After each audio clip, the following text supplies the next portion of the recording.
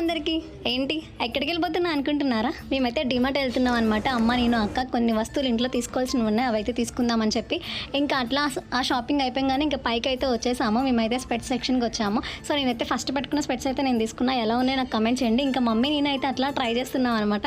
ఇంకా నేనైతే మాత్రం డీమార్ట్కి వస్తే మాత్రం ఫస్ట్ నాది కింద షాపింగ్ అవ్వగానే ఇంకా పైకి వచ్చేసి స్పెట్స్ సెక్షన్ కానీ, స్లిప్పర్స్ కానీ, డ్రెస్సెస్ కానీ మంచిగా ట్రైల్ అయితే వేస్తాను. సో అన్నీ పెట్టుకొని చూస్తున్నాను. సో మీరు కూడా చూడండి ఎట్లా చూసుకుంటున్నాను. ఇంకా నెక్స్ట్ అయితే మేము స్లిప్పర్ సెక్షన్కి అయితే వెళ్ళాం. నాకు ఈ బ్లాక్ స్లిప్పర్స్ అయితే పెట్టుకున్నా. సో నాకు ఎట్లా ఉన్నాయో మీరు చెప్పండి. ఇప్పుడైతే నేను ఏం తీసుకోలే, కానీ నెక్స్ట్ టైం అయితే నేను తీసుకుంటా.